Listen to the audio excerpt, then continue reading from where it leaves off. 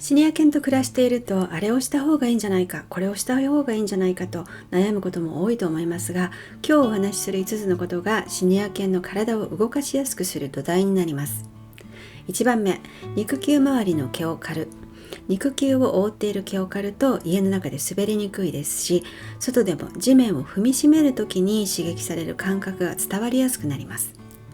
年とともに脳と体の神経伝達が衰えてきますので、できるだけ刺激を感じやすくさせてあげることが大切です。毛が伸びすぎていると、それにゴミが絡まって肉球と肉球の間にすっぽり埋まっていたりすることがありますので、肉球周りはいつもすっきりさせておきましょう。肉球や指の周りを日常的に触ることで、指の間にできやすい腫瘍などにも早く気づいてあげることができます。2番目、爪を短く切る。爪が長いと後ろ足の衰え動向とは関係なく、バランスよく4本の足に体重を乗せることができません。歩く量が減ると爪の削れも減りますので、若い頃よりは頻繁に爪をチェックする必要があります。こちらの動画で爪切りのアイデアを紹介していますので、よかったら参考にしてみてください。3番目、まめにブラッシングをする。これも当たり前なのよと言われるかもしれませんが、毛玉を防ぐだけで保温保湿効果がぐんと高まるのをご存知でしょうか。そしてブラッシングはマッサージに似た効果もあるので、血行も良くしてくれます。ただ犬の皮膚は人の皮膚の半分以下の薄さですので、犬にとって痛くないか注意が必要です。1箇所を3回から5回ブラシしたら別の場所に移るようにして、1箇所を長い間し続けるのはやめましょう。もうすでにスリッカーに、嫌悪感があるなら、シリコン製の柔らかいものでマッサージするようにしながら不安反応を少しずつなくしていくようにしましょう。そしてコームで根気よく毛玉を溶かしてください。特に脇の下、ももの付け根に毛玉ができていないか注意してください。関節を伸ばそうとした時に毛玉に引っ張られて痛かったという経験をすると、次回は関節を伸ばすのを躊躇するようになるワンちゃんもいます。4番目、ひげを剃らない。ひげは犬にとって重要な働きがあります。ブレアはですね、家に迎えた時、マズルが毛玉でガチガチだったので短くしてしまいましたけれども、本来はひげを残してあげた方が、特に高齢になってからはいいです。なぜかというと、ひげには大切な働きがあるからです。目をほこりや乾燥、異物などから守ったり、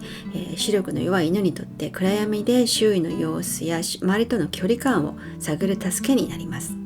そして表情筋とひげはコミュニケーションツールの一つでもあるんですね。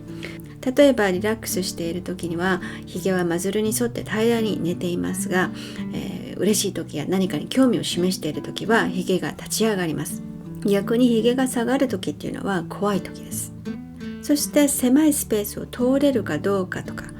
水たまりをまたげるかどうかといったような自分の体に関する感覚というのを、助ける働きもあります。